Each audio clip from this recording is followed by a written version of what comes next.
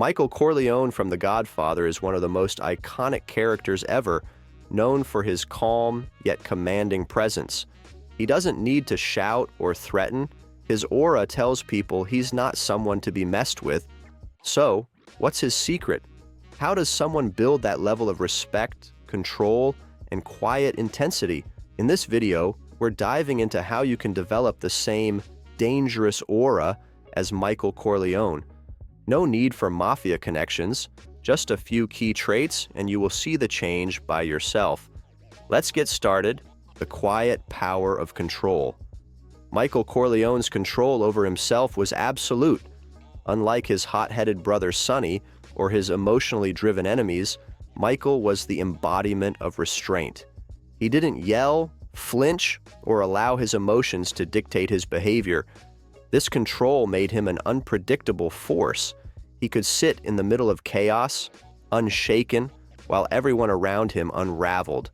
One of the most chilling examples of his self-control was during the famous restaurant assassination scene. After learning that a corrupt police officer and a rival mob boss were plotting against his family, Michael agreed to meet them at a quiet dinner. Leading up to the moment, he was calm, unnervingly so. Even with a gun hidden in the bathroom and his life on the line, Michael didn't falter. His cold, calculated demeanor was terrifying. When the moment came, he executed the murders with precision, wiping out his enemies in one swift act.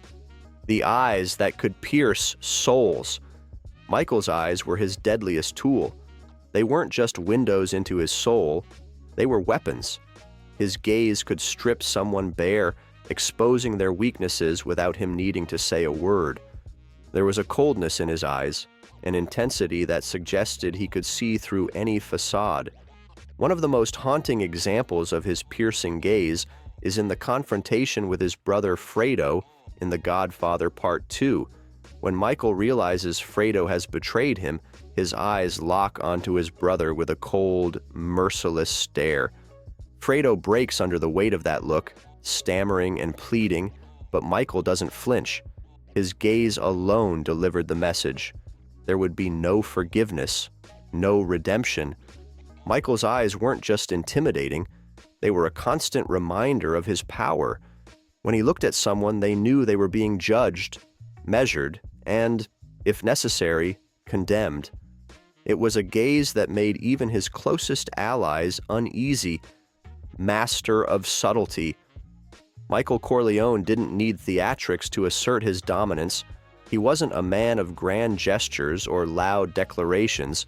Instead, he operated with a quiet, almost invisible power. His subtlety was his greatest strength. It allowed him to strike when others least expected it.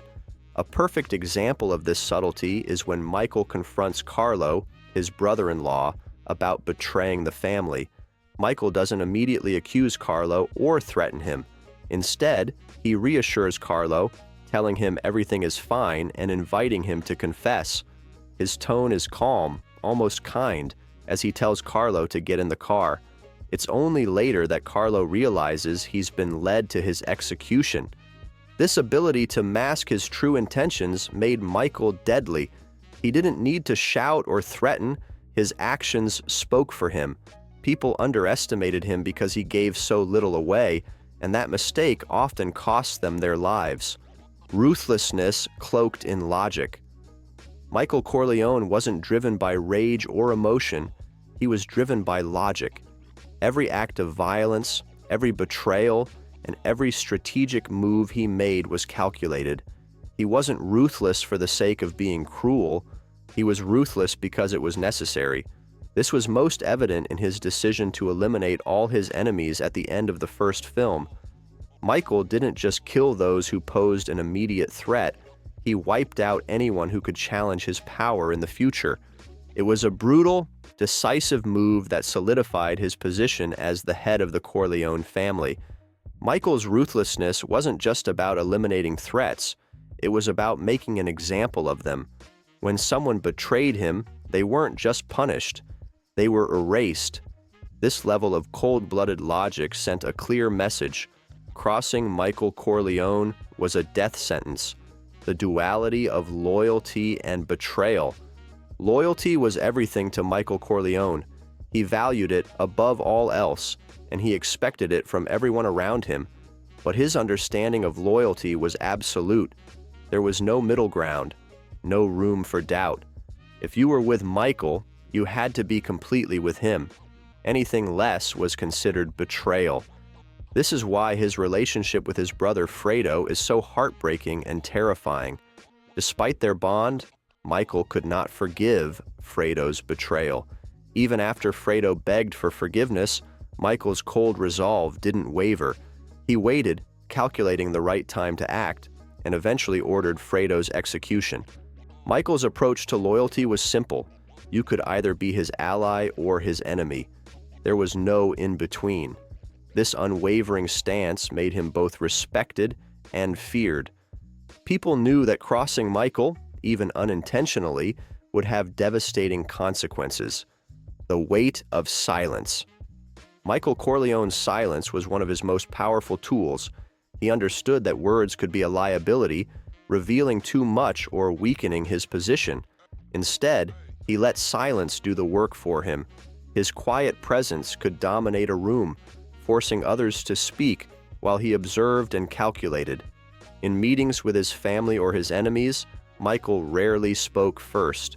He would sit back, listening intently, letting others reveal their thoughts and plans. When he finally did speak, his words carried an almost unbearable weight. This deliberate use of silence made him seem omnipotent, as though he always knew more than he let on.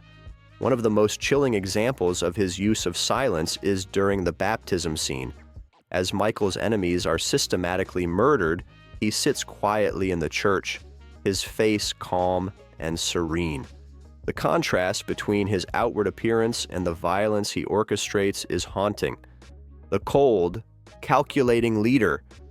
Michael Corleone wasn't just a leader, he was a strategist.